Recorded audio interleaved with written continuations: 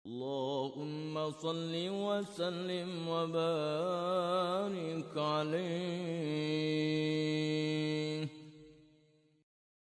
Pada malam hari ini kita akan perdalam lagi ilmu tentang Robitoh, yang pada malam hari ini akan kita beri judul yaitu Al-Kainunatu wal Ma'iyatu. Al-Kainunatu artinya adalah keberadaan, wal Ma'iyatu artinya adalah kebersamaan. Jadi keberadaan dan kebersamaan itu adalah hal yang harus kita bangun ketika kita berobitoh, selalu terus-menerus berada dengan para masyayikh dan terus-menerus bersama dengan para masyayikh.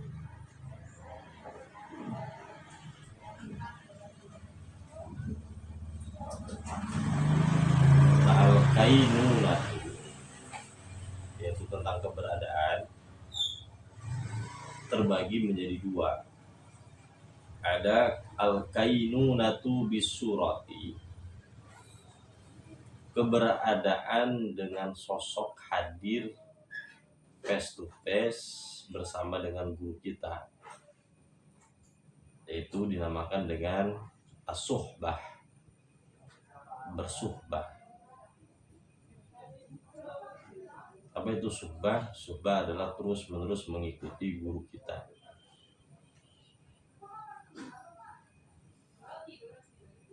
Ada lagi al-kainunatu bil makna.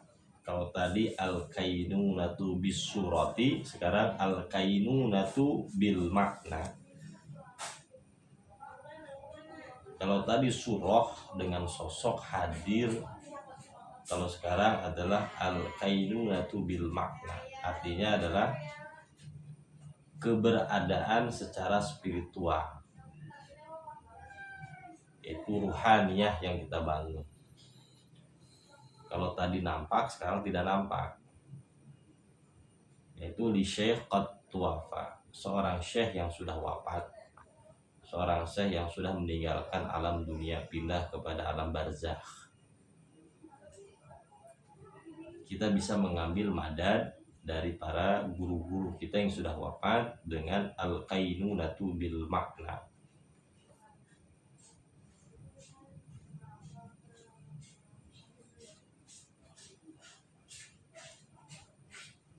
Untuk apa sih al-kainunatu ini atau wal ma'iyatu ini? Adalah dalam rangka untuk mencetak nilai ketakwaan di dalam diri kita, sebagaimana yang sudah disebutkan oleh Allah Subhanahu wa taala dalam surat Al-Baqarah ayat 119. A'udzubillahi minasyaitonirrajim. Ya ayyuhalladzina amanu ittaqullaha wa kunu ma'as shadiqin. Wahai orang-orang yang beriman, ittaqullah, bertakwalah Anda sekalian.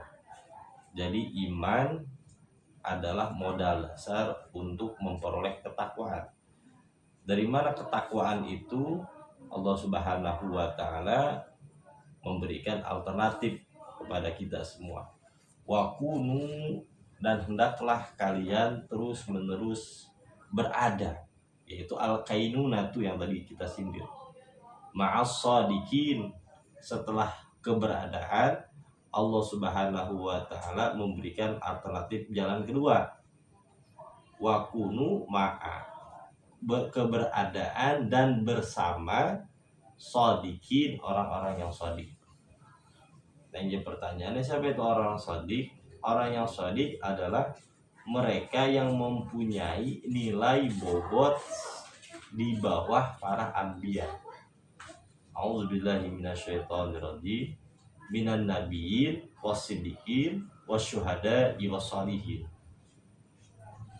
Yang pertama yang kali disindir oleh Allah Subhanahu wa taala yaitu para anbiya, para nabi. Yang kedua adalah para siddiqin, yang ketiga adalah para syuhada, yang keempat adalah para sholihin.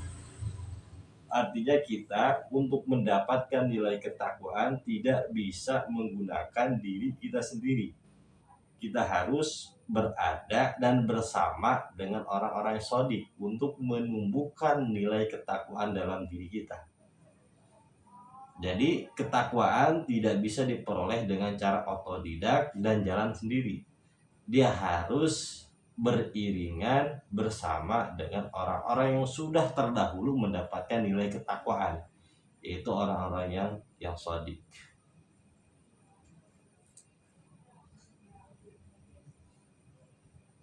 Nah, al-kainunatu, kebersamaan dan keberadaan ini ma'ahum, bersama para siddiqin, maknanya ini mempunyai dua makna.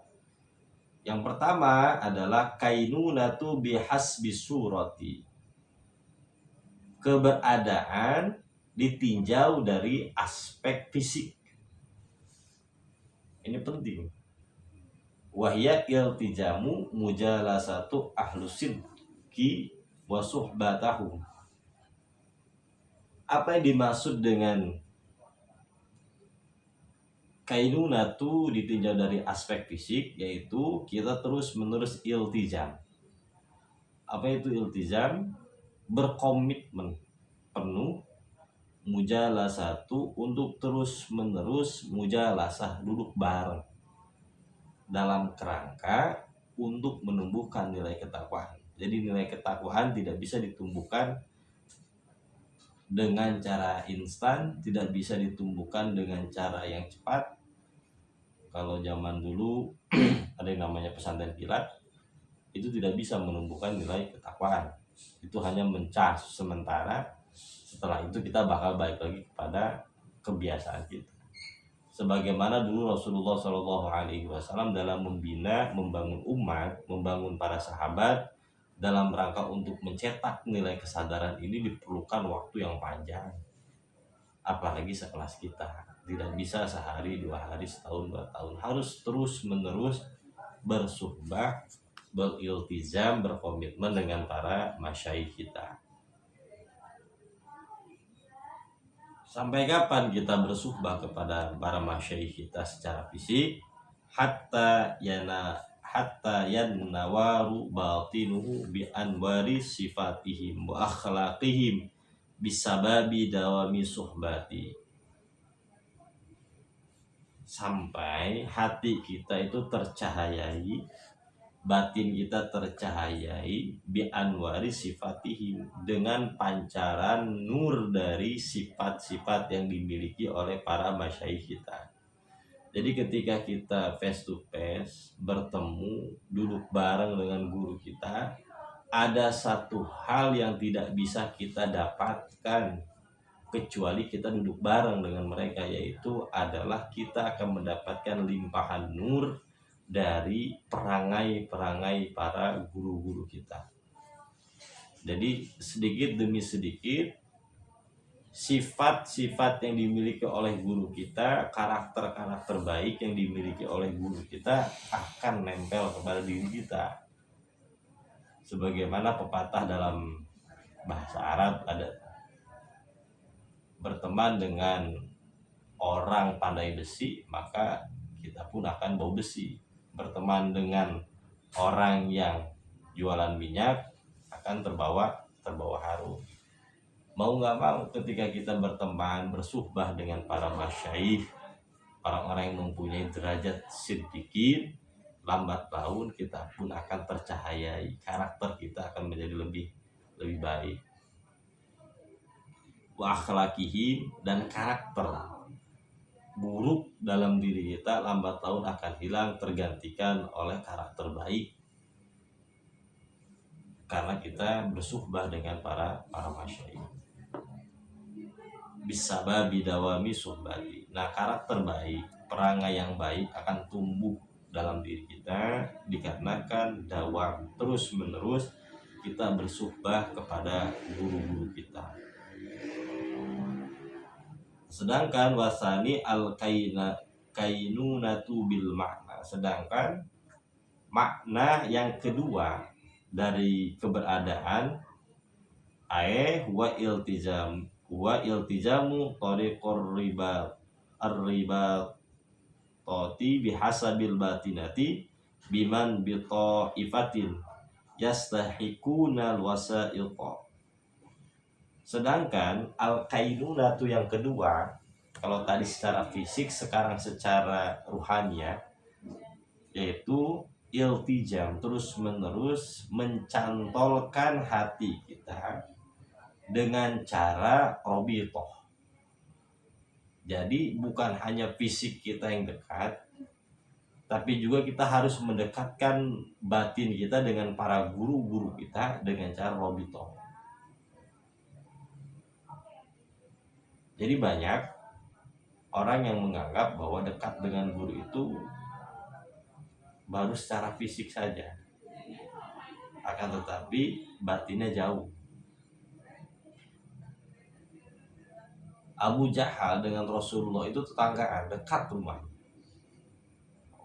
secara fisik dekat, sering melihat Rasulullah, sering melihat Rasulullah makan, sering melihat Rasulullah jalan-jalan, tetapi tidak ada sambungan kolbu antara Abu Jahal dengan Rasulullah, maka tidak akan menghasilkan ketakwaan, tidak akan menghasilkan keimanan. Artinya pun sama. Ketika kita bersuhbah dengan para guru-guru kita, dengan para aulia Allah, jangan hanya fisik saja yang kita dekatkan, tapi juga kita harus mendekatkan kolbu kita dengan cara robitoh. Wala tanhasiru asuhbatu bimujalasati suwariyatu wa nazari bil aini bal yanbaghi iyaj'ala suhbata daimatan wa in yatajawaja an surati ilal makna hatta yakuna al wasaitu fi nazarihi daimatin wa yakunul maqsudu wal asli hasilan haqiqatan litilka wasail. Dan jangan kita membatasi bahwa suhbah itu harus dengan duduk saja secara fisik, wa nadhara bil ain, dan hanya melihat dengan pancaran mata kita. Akan tetapi kita juga harus menjadikan suhbah itu terus-menerus melampaui fisik kepada spiritual. Artinya yang bisa menembus sekat materi kepada ruhani itu adalah robitoh. Karena seperti yang pernah jelaskan bahwa ada ilmu baru di dalam ranah sains modern, yaitu yang dikenal dengan fisika kuantum. Yang dimaksud dengan fisika kuantum itu adalah bahwa segala sesuatu yang ada di alam materi sebenarnya itu adalah kumpulan-kumpulan dari energi sehingga menjadi atau membentuk alam material. Begitupun manusia. Manusia itu terbagi menjadi dua, secara fisik dan secara ruhania. Fisik kita adalah energi yang memadat menjadi fisik, menjadi alam materi. Nah, alam fisik ini adalah sesuatu yang nampak, sesuatu yang terlihat dari alam ruh. Nah, artinya apa? Dengan kita berobito, kita sedang melampaui alam fisik menuju alam ruhani.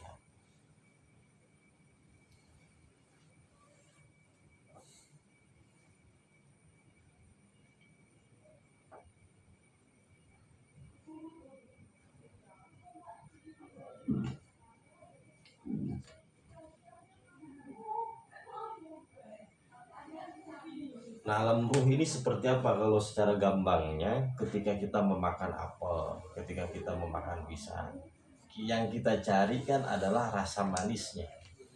Rasa manis antara pisang dengan apel itu berbeda. Manisnya apel tidak bisa dikalahkan oleh manisnya pisang, karena dua manis itu berbeda. Nah, rasa manis yang ada dalam apel atau pisang ini adalah alam ruhani, alam rasa. Begitupun ketika kita berobitoh, menyambungkan kolbu kita dengan guru kita, sebenarnya kita sedang menyambungkan rasa kita dengan rasa guru kita, sehingga ketika kita belajar, sehingga kita dalam menyikapi kehidupan, menyikapi berbagai macam persoalan hidup, kita akan mempunyai rasa yang sama dengan para guru-guru kita. Itulah salah satu pentingnya kita berobitoh. Nah, kemarin kita telah menjelaskan bahwa obitoh itu adalah harus dibangun dengan mahabbah.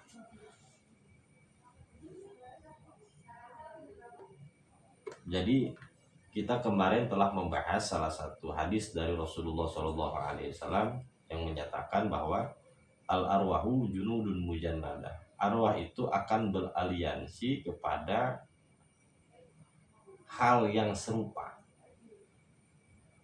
Ketika kita saling mengenal, maka akan i'lafa, yaitu akan saling mendekat, saling beraliansi. Ketika kita tanakaro, berpecah, maka saling bermusuhan, saling menjauh. Artinya ini seperti dalam bidang sains, ini seperti molekul, atau dalam bahasa kita seperti ada zat-zat dalam pembentuk materi itu dinamakan dengan atom. Atom itu akan saling mengikat ketika bertemu dengan yang setipenya, dan akan saling menjauh bila bertemu dengan yang bukan setipenya. Nah, al-mahabbatu asasul i'tilafa. Mahabbah itu adalah dasar pondasi kita bisa beraliansi. Sebagaimana dijelaskan oleh Rasulullah SAW yang diriwayatkan oleh Bukhari, Al-Imam Bukhari, al-mar'u ma'a man ahabba. Seseorang akan bersama dengan orang yang dicintainya.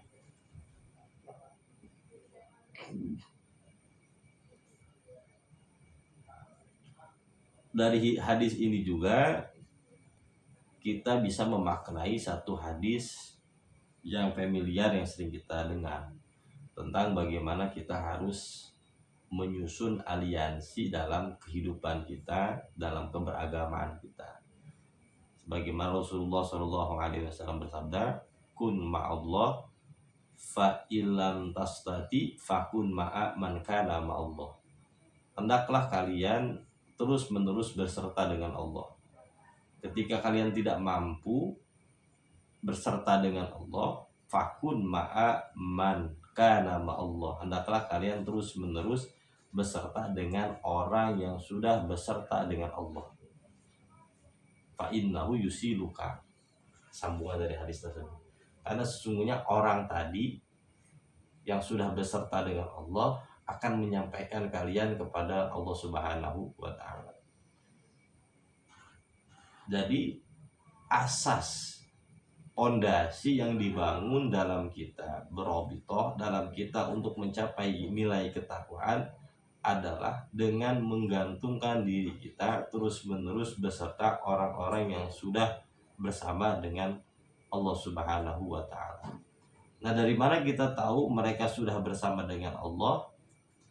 Bisa dilihat dari panjangnya karir dia meniti perjalanan dengan Allah.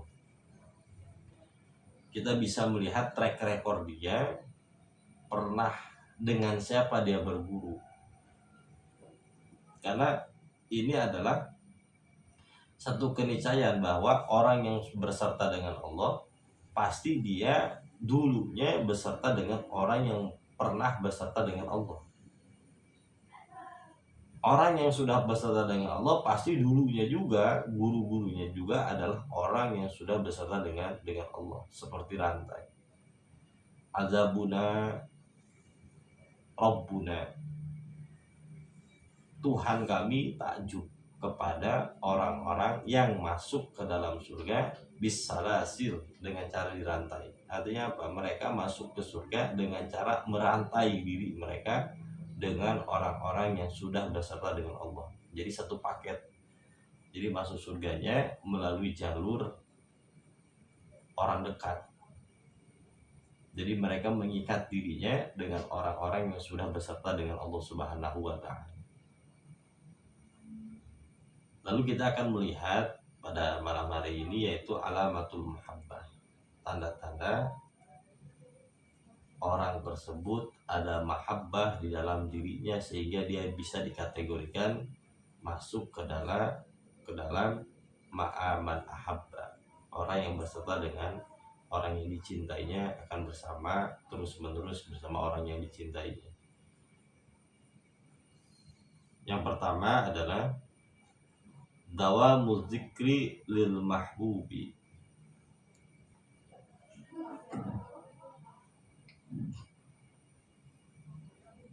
yaitu terus-menerus menyebut orang yang dicintainya.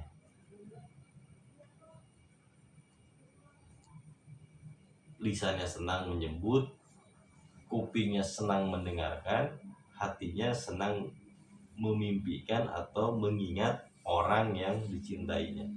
Itu adalah salah satu indikator kecintaan.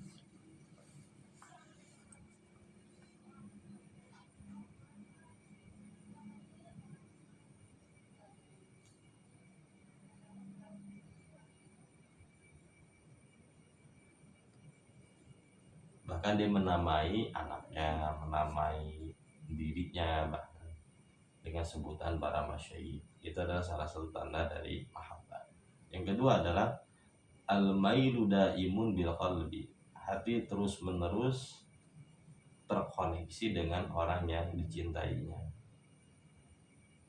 Hatinya terpaut, tidak tersekat oleh ruang dan waktu.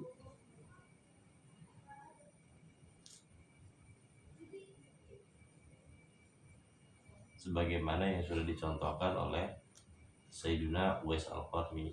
Jauh dengan Rasulullah, beliau di Yaman, Rasulullah berada di Madinah saat itu. Akan tetapi Sayyidina Uwais Al-Qarni ini mengikatkan hatinya dengan qalbu Rasulullah sehingga beliau mendapatkan derajat yang tinggi di hadapan Allah Subhanahu wa taala. Karena iman itu bukan tentang jarak, bukan tentang waktu, bukan tentang keadaan, tapi tentang keberadaan. Itulah yang dinamakan dengan iman. Kita tidak pernah bertemu dengan Rasulullah, tidak sejaman dengan Rasulullah, tapi kita mampu beriman kepada Rasulullah, maka itulah yang dinamakan dengan mahabbah.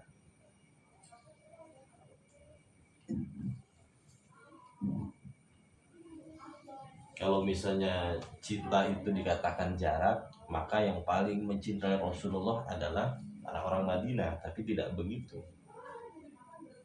Jadi cinta itu bukan tentang jarak, bukan tentang waktu. Dia itu adalah satu keadaan dan kebersamaan. Yang ketiga adalah isarul mahbubi ala jami'il mashubi. Memprioritaskan orang yang kita cintai di atas semuanya. Saat kita mendahulukan sesuatu yang bukan yang kita cintai, maka saat itu juga cinta kita berkurang. Jadi cinta adalah tentang isar, tentang masalah prioritas. Saya susah ngaji, susah ibadah. Sebenarnya bukan susah ibadah, bukan susah ngaji. Ngaji dan ibadah bukan jadi prioritas kita. Allah dan Rasulullah bukan prioritas kita, sehingga kita nyari waktu luang untuk ngaji dan untuk ibadah. Ketika Allah dan Rasulullah adalah prioritas, maka semuanya akan terjadi menjadi mudah. Tapi ketika Allah dan Rasulullah bukan hal yang kita cintai, maka kita akan menunggu waktu luang untuk bersama Allah dan bersama dengan Rasulullah. Yang keempat, ciri mahabbah adalah muwafaqatu fil habibi fil mashhadi wal ghaibi. Muwafaqah itu inline, satu jalur. Kalau mailu daimu qalbi itu online. Kalau muwafaqah inline itu beriringan bersama dengan orang yang kita cintai, baik saat bertemu ataupun saat berpisah.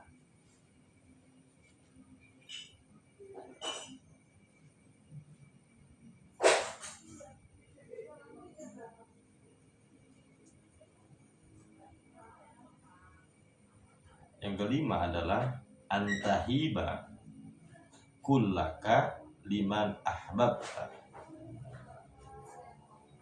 Menghibahkan, menyerahkan semua yang kita miliki kepada orang yang kita cintai. Sebagaimana hadis dari Rasulullah SAW, la yu'minu ahadukum hatta akuna ahabba ilaihi min walidihi wa walidihi wan nasi ajmain. Tidak beriman di antara kalian semua sampai aku berada dalam posisi yang paling kalian cintai di antara orang tua kalian, di antara anak-anak kalian, dan di antara manusia seluruhnya. Jadi Rasulullah SAW memberikan satu kesadaran baru bahwa cinta itu adalah yang mampu mengalahkan segalanya, semuanya. Itu yang dinamakan dengan iman atau dinamakan dengan cinta menurut Rasulullah SAW ketika memberikan satu pelajaran kepada Sayyidina Umar bin Khattab. Ya Rasulullah, aku mencintai engkau setelah aku mencintai diriku sendiri.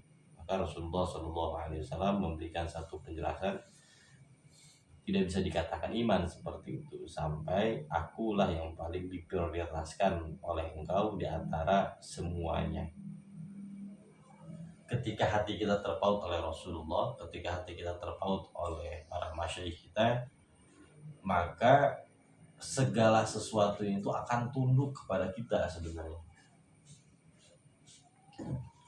Jadi yang nanti membuat cinta kita itu stabil, tidak berlebihan, proporsional, adalah ketika kita menempatkan cinta kita kepada posisi yang paling tepat, kepada Allah Subhanahu wa Ta'ala, kepada Rasulullah. Ketika cinta kita terpaut tinggi kepada Allah dan kepada Rasulullah, maka segala sesuatu selain Allah dan Rasulullah itu akan dibuat mudah oleh Allah Subhanahu wa Ta'ala. Sebagaimana kisah dari para sahabat ketika mereka memeluk agama Islam, mengucapkan 2 kalimat syahadat, mereka ada yang meninggalkan keluarganya, ada yang terusir dari rumahnya, ada yang harus berpisah dengan sanak familinya ketika mereka berhijrah.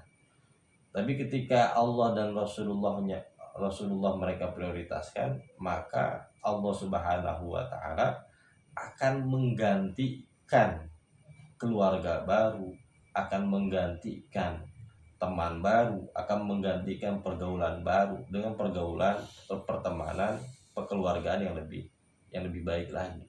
Jadi nanti Allah yang mengatur. Ketika kita bersuluk, ketika kita berthariqah, ketika kita mengaji, tentu di jalan seperti ini banyak sekali kerikil-kerikilnya yang menghalangi. Entah mereka yang menghalangi atau diri kita sendiri yang membuat sekat. Entah diri kita sendiri yang membuat penghalang. Ketika kita mampu menerobos halangan, rintangan tersebut, maka Allah Subhanahu wa Ta'ala akan membuat suasana menjadi baru. Tidak menggantikan keluarga tetap yang itu, anak tetap yang itu, istri tetap yang itu, tetapi menjadikan suasana di keluarga itu beda nantinya. Ketika kita memprioritaskan Allah dan Rasulullah, Allah akan menggantikan suasana tersebut menjadi suasana yang lebih fresh, lebih baru lagi. Nah itu kalau bisa kita coba, maka kita akan mendapatkan pengalaman itu. Tapi kalau kita nggak mencobanya, selamanya kita tidak akan mendapatkan pengalaman itu. Pengalaman di mana kita akan dibuat takjub, dibuat heran. Ternyata ketika saya memprioritaskan Allah, memprioritaskan Rasulullah, memprioritaskan ilmu, segalanya akan dirubah. Cara pandang orang melihat kita, cara pandang kita melihat mereka itu akan dirubah semuanya oleh Allah Subhanahu wa Ta'ala. Ketika kita mampu memprioritaskan sesuatu yang memang harus kita prioritaskan, yaitu Allah dan Rasulullah. Tapi selamanya ketika kita tidak mampu memprioritaskan Allah dan Rasulnya karena kita takut ditinggalkan, takut dijauhi, takut A, takut B, dan lain segala semacamnya, maka selamanya kita akan hidup dalam ketakutan. Kita tidak akan berdikari, tidak akan menjadi diri kita sendiri, karena kita hidup disetir oleh keinginan-keinginan orang yang ada di sekitar kita. Selamanya kita akan menjalani kehidupan palsu, karena ternyata selama ini saya tidak menjalani kehidupan saya yang semestinya. Saya hanya menjalani kehidupan yang semestinya mereka inginkan terhadap saya. Jadi selama ini ternyata kita bukan hidup karena diri kita, tapi karena penilaian orang lain, karena keinginan orang lain, disetir kita oleh keinginan-keinginan orang banyak. Ketika kita tidak memprioritaskan cinta kepada Allah dan kepada Rasulullah. Sebagaimana tadi para sahabat menemukan kembali keluarganya yang baru, ketenangan yang baru, suasana yang baru ketika berhijrah karena Allah dan karena Rasulullah dari Mekah ke Madinah. Yang cukup sampai situ mereka ya. Nanti kita akan lanjutkan lagi setelah ini tentang zikrul qalbi, yaitu zikir yang paling penting dalam kehidupan kita. Jadi zikir yang tanpa huruf, tanpa suara, dan tanpa bilangan. Dimanapun, kapanpun kita bisa menggunakan zikir ini, dan kita akan mendapatkan ilmu banyak ketika kita sudah sampai di zikrul qalbi.